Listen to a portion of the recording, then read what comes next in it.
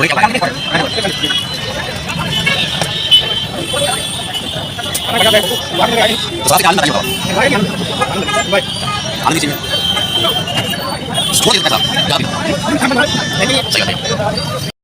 पढ़ तू एक राह पकड़कर, मिल जाएगी मधुशाला। हरिवंश राय बच्चन की ये पंक्तियाँ उस समय के 70 के दशक के युवाओं के लिए एक मार्गदर्शन था कि आप जो है वो किसी भी एक राह को चुन लीजिए। अनंत है ये पूरा हमारा यूनिवर्स, कोई भी एक राह पकड़ कर चल दीजिए और जो है आपको एक मंजिल मिल जाएगी, जीवन पार हो जाएगा। उसका गलत अर्थ लिया, सब मधुशाला की ओर चल दिए। और फिर फिल्मों ने भी बहुत योगदान दिया। फिल्में जिनको हम रोल मॉडल मानते थे, जिनको दिलीप साहब ने देवदास बना दी, ले चल मुझे भी तू शराबी, देख फिर होता है क्या, ऐसा कुछ गाना था ना। देवदास आई, फिर सदी के महानायक अमिताभ बच्चन भी शराबी बनकर आ गए। सेंसर बोर्ड को कुछ करना चाहिए था। खैर, शराब जो है वो अब सरकार की आय का एक मुख्य जो है वो सोर्स बन के खड़ी है।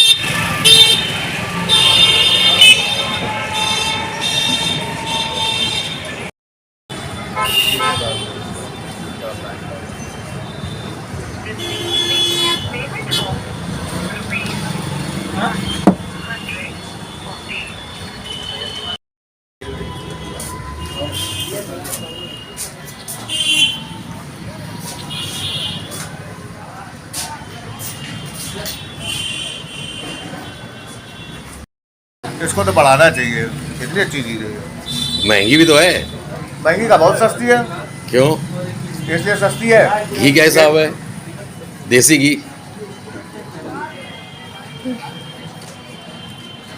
अच्छा, जब उतर जाती तो आनंद खत्म हो जाता है।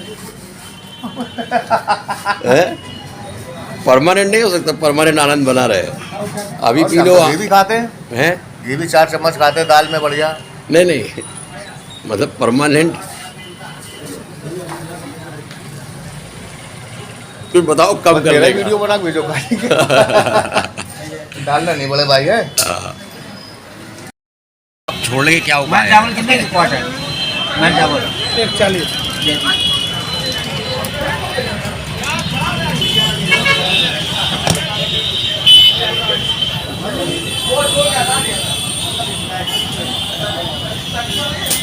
भाई साहब गए हैं बहुत दूर, बाहर निकल गए, आए नहीं। तो शराब से क्या आनंद आता है ये बताओ आप। एंजॉय है कि आनंद है? आनंद नहीं, एंजॉय। आनंद किस चीज में है?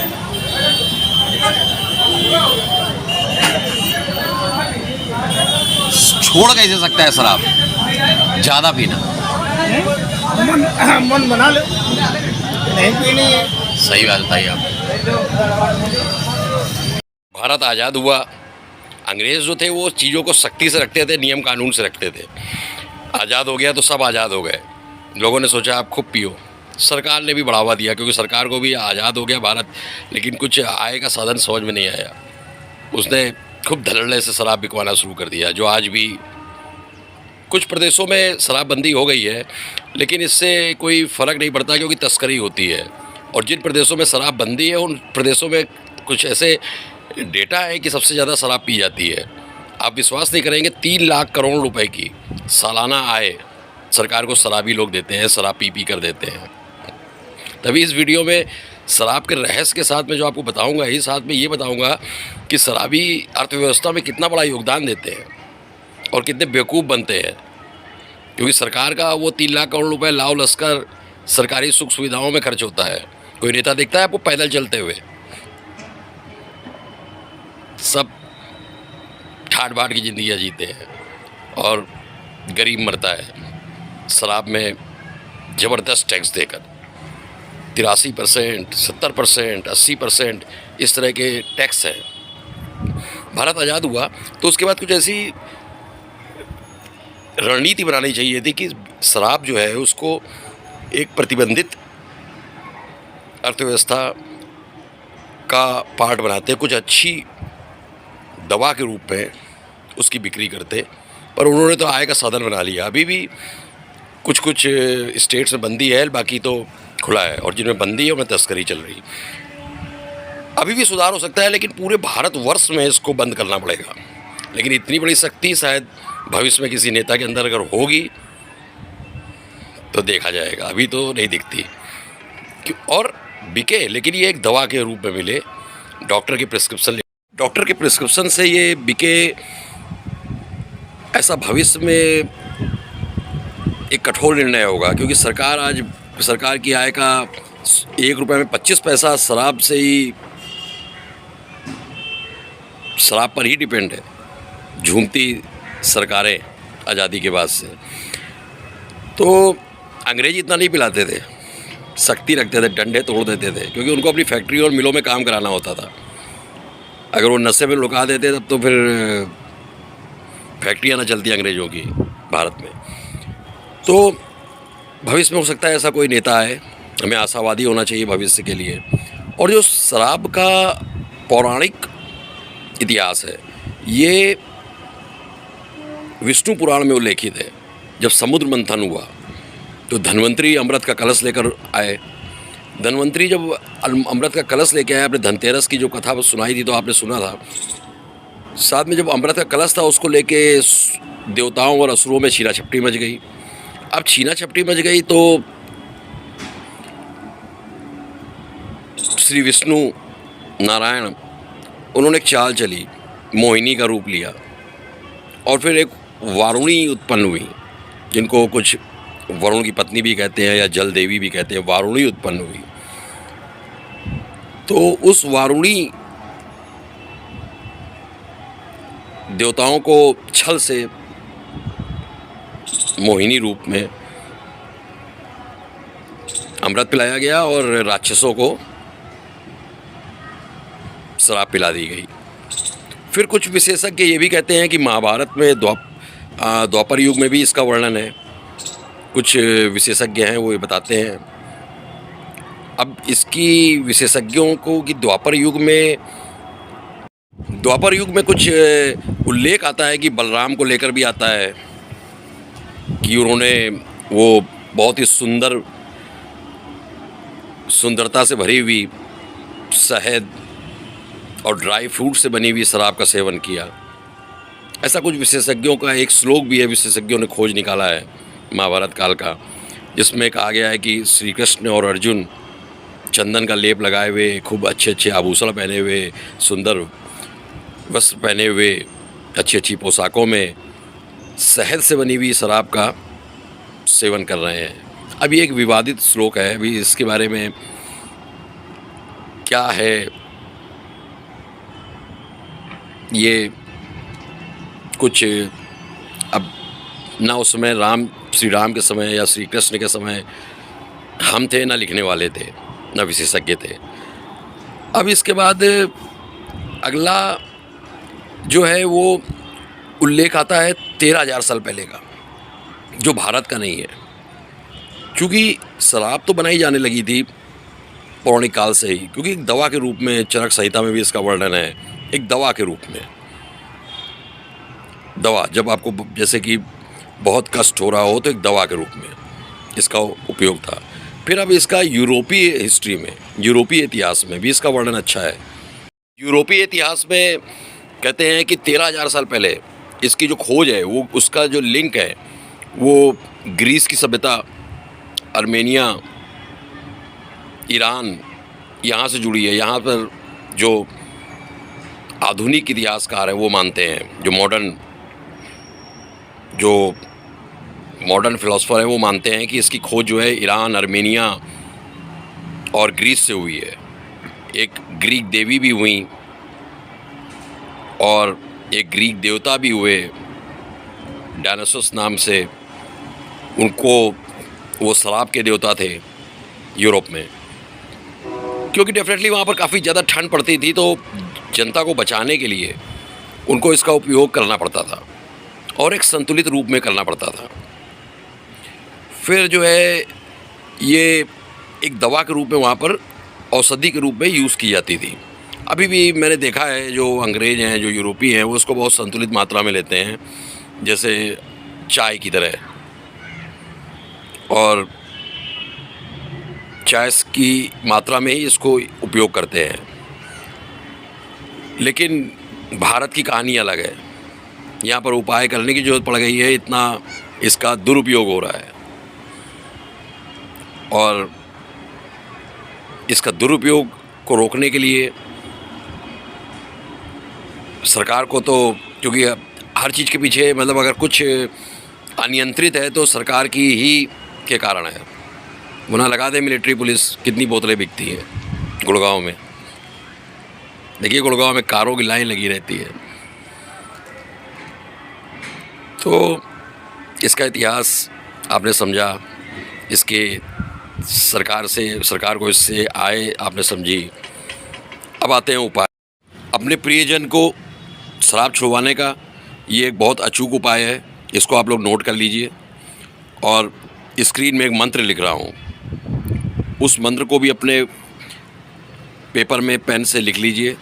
आपको क्या करना है, एक अमावस के दिन, अमावस जिस दिन हो उस दिन आपको केसर, एक डिब्बी में आता है असली केसर, उसको लेना है।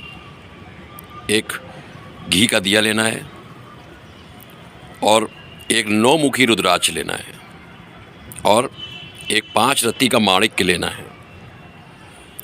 और ये सब लेकर आपको पीपल के पेड़ के नीचे जाना है दिन में, और वहाँ बैठकर ये मंत्र को 108 बार पढ़ना है। और पीपल का पेड़, जो कि गीता के 10वें अध्याय में श्री कृष्ण भगवान ने कहा है कि वो स्वयं है, तो वही श्री कृष्ण है, वही श्याम है, वही खाटू श्याम है, वही राम है, वही नारायण है। तो उनको अर्पित कर देना है और कहना है कि भाई अपनी मनोकामना को भी, अपनी अरदास को भी उनसे इस मंत्र को पढ़ते हुए मांगना है कि भाई हमारे प्रियजन जो भी है उसकी शराब को छुड़वा दें। और फिर आपको घर आना है, माणिक्य, रुद्राक्ष, 9 मुखी और केसर को वापस लेकर। सुबह सुबह केसर की एक पत्ती जब आपका कोई प्रियजन बाहर जाए तो उसके माथे में लगा देनी है, एक पत्ती, केवल एक पत्ती से ही। और तिलक और हरे धागे में माणिक्य और 9 मुखी रुद्राक्ष को पहना देना है। उसके उपरांत आपको, जब आप आए हैं तो आपको वहाँ से 11 पीपल की पत्तियाँ भी लेकर आनी है। 11 पीपल की पत्तियों को आपको एक भगोने में उबालना है पानी के साथ। उसके बाद उसको मैश करके उसका जूस निकाल लेना है। और जूस जो है पीपल की पत्तियों का, वो जो भी आपके प्रियजन हैं उन जो शराब पीते हैं उसमें मिला कर रख देना है और 21 दिन तक उनको रोज़ पिलाना है, थोड़ा थोड़ा। इस उपाय को कर देने से कि आपने माणिक्य और 9 मुखी रुद्राक्ष पहना दिया हरे धागे में, रोज़ सुबह एक केसर का तिलक लगा दिया और असली केसर का, और शाम को 21 दिन तक ये पीपल के पत्तों से मिली हुई शराब आपने पिला दी तो चमत्कार होगा और शराब छूट जाएगी। और उसके बाद भी अगर ये बहुत से लोग ये उपाय कर चुके होंगे, वैदिक उपाय, तब उसके लिए एक लोहा चमारिन का उपाय है। आप मुझसे संपर्क करें, मैं आपको बताऊंगा वो लोहा चमारिन का उपाय, तांत्रिक उपाय है वो। अब तीसरी कैटेगरी के लोग होंगे जो कहेंगे वो मैं सब कर चुके हैं फिर भी नहीं छूट रही, तो उनको एक बात समझनी पड़ेगी। उनको सबसे पहले तो ये वीडियो दिखाइए जिसमें मैं बताऊंगा कि जिसमें वो इतिहास देखें और समझें कि जिनके प्रियजन ये वीडियो देख रहे हैं वो शराब को छुड़वाना चाहते हैं। और दूसरी अच्छी बात ये है कि जो लोग ये वीडियो देख रहे हैं वो डेफिनेटली शराब से ऊब चुके हैं और अब कुछ नया चाहते हैं, कोई नया नशा, कोई नई शराब। सबसे पहले तो जो शराब का बहुत अधिक सेवन करते हैं वो ये समझ लें कि आपको उल्लू बनाया जा रहा है और आप बन रहे हैं सरकार द्वारा। खूब घोर टैक्स आपसे लिया जा रहा है, क्योंकि आप सपोज 1000-2000 की बोतल लाते हैं तो उसमें आधा पैसा तो सरकार ले जाती है, फिर उसका फ़ायदा, उसका आधा पैसा जो है वो जो फैक्ट्री बनाती है, तमाम कंपनियां हैं, यूनाइटेड ब्रेवरीज, तिलक इंडस्ट्रीज़, मैकडॉवेल, तो ये सब ले जाती हैं मुनाफा, प्रॉफिट। फिर बीच में ट्रांसपोर्टेशन का खर्चा आता है, पुलिस वालों का खर्चा आता है, सिक्योरिटी का खर्चा आता है, दुकान डीलर जो होता है वो उसका, फिर दुकानदार का अलग। तो आपको 10-20 रुपए में क्या पिलाते होंगे? 10-20 रुपए का तो पानी भी नहीं मिलता। वो शुगर मिल आप जाएँ तो वहाँ जो शक्कर बनाने के बाद जो कीचड़ बचता है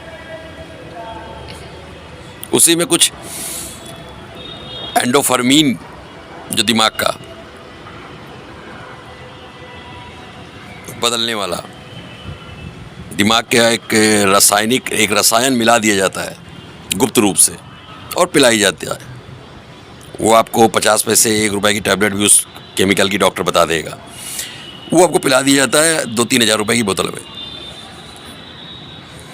तो आपको ज़बरदस्त बेवकूफ़ बनाया जा रहा है। अब जो छोड़ना चाहते हैं, क्योंकि ये जब बहुत दिन तक आप इसका प्रयोग करते रहते हैं, यूज़ करते रहते हैं, तो एक एंडोफर्मीन नाम का रसायन दिमाग में बनने लग जाता है। तो अब इसको इतना आसान नहीं है, मतलब ये रासायनिक आनंद देने की आपको शराब के द्वारा कि आप आनंदित हो जाएं थोड़ी देर के लिए, इसका प्रयास किया गया है। तो उसको हटाने के लिए आपको डॉक्टर कुछ एक 1 डोज ट्रीटमेंट है, कुछ नाइट्रोक्स कुछ हैं जिनको आपको लेने के बाद उस जो एक केमिकल, जो एक रसायन आपके दिमाग में उत्पन्न होने लगा है, जो शराब की चाहत को, कि आपको सुबह सुबह शराब चाहिए या रात में चाहिए, उसको कमज़ोर करे, उसके लिए सिंगल डोज ट्रीटमेंट है डॉक्टरों के पास। और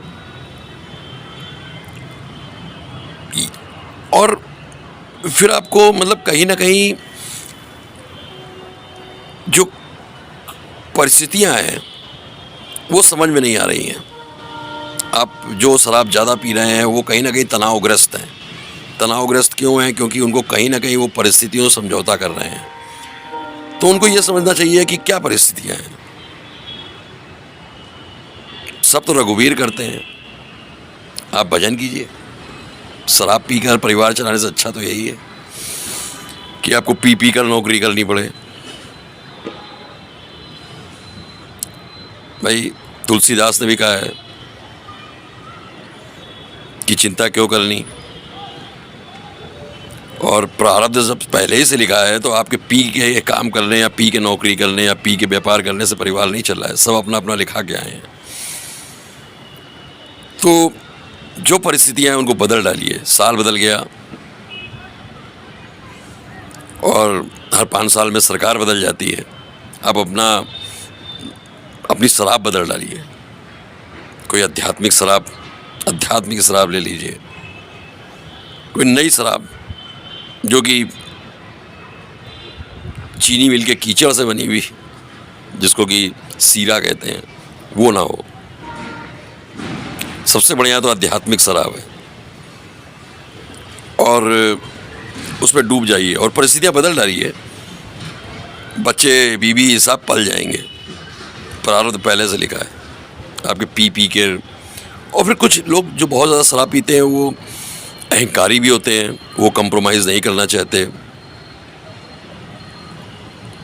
तो उनको भी भगवान की शरण में तो जाना ही पड़ेगा, ईश्वर की शरण में। और भगवान के सामने तो किसी का अहंकार नहीं चल सकता। तो आध्यात्मिक गुरु बहुत सारे हैं भारत में, किसी एक की शरण लेनी पड़ेगी, वो आपको अध्यात्म की शराब पिला देंगे। और थोड़ा सा प्रयास सरकार को भी करना चाहिए, क्योंकि लोग तनावग्रस्त क्यों हैं, ये तो सरकार की जो नीति आयोग है उसको सोचना चाहिए कि इतने कुंठित क्यों हो रहे हैं कि सुबह सुबह शराब की दुकानों के पास लाइन लगा देते हैं। झूमता भारत, उड़ता पंजाब। तो ये बहुत ही जो रणनीतिकार हैं देश के, वो बैठकर सोचें और रास्ता निकालें, क्योंकि एक दवा के रूप में, एक संतुलित मात्रा में, तो इसका प्रयोग बहुत ही उपयोगी है। ऐसा तमाम आयुर्वेद में भी इसका वर्णन है। लेकिन क्वांटिटी अगर बिगड़ गई तो फिर आपको उपाय की आवश्यकता पड़ जाती है। और सारे उपाय कर लिए, सब कर लिया, फिर भी आपको नहीं है, तो फिर आप हार गए हैं शराब से।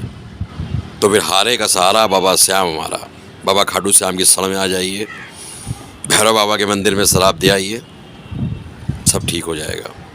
बाबा चमत्कारी हैं। जय श्री श्याम।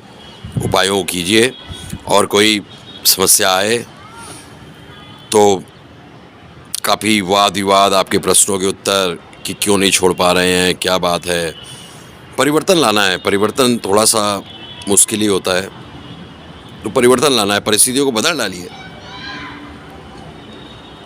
देखा है आपने कि आप पी कर व्यापार कर रहे हैं या पी कर नौकरी कर रहे हैं तो इससे कभी आपने देखा है कि सब्जी वाले का बेटा भी IAS बन जाता है? देखते हैं अक्सर न्यूज़पेपर अखबारों में पढ़ते हैं। और बड़े बड़े जनरल मैनेजर्स का लड़का भी जो है वो, या देखिए अभी शाहरुख खान का लड़का एक्टर ड्रग्स मामले में विचाराधीन है। तो प्रारब्ध पहले लिखा हुआ है, इसलिए शराब पीते पीते मरने से अच्छा है कि कोई और तरीके से मरिए। और आप पर कोई डिपेंड नहीं है, सब भगवान पर डिपेंड है।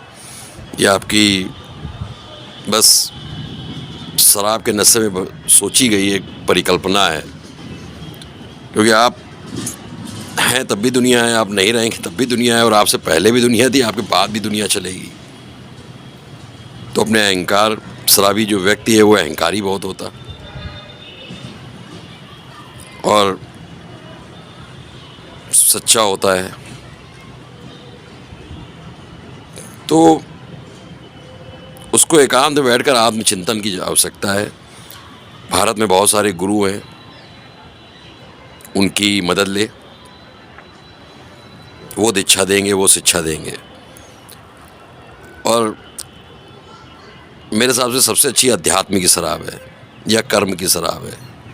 जो आपको काम अच्छा लगता है वो कीजिए। बहुत सालों पहले तो ये अवसर नहीं थे, पर अब तो हैं। और अहंकार में चोट पहुंची है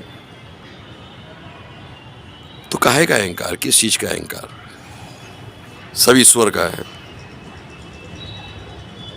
कुछ आपसे कर्म खराब हुए होंगे तो भी आपको कष्ट मिला। रावण बहुत अहंकारी था, तो बाबा खाटू श्याम की जय, भैरव बाबा की जय। ये आप पीपल के पेड़ का उपाय कीजिए और किसी नई शराब को चुनिए। अध्यात्म की शराब, प्रकृति की शराब, प्रकृति के नशे में चले जाइए। झीलों को देखिए, झीलों की आवाज़ सुनिए, और ये आपकी भ्रांति है कि आप किसी समस्या से घिरे हैं। कोई समस्या नहीं है। जय श्री श्याम।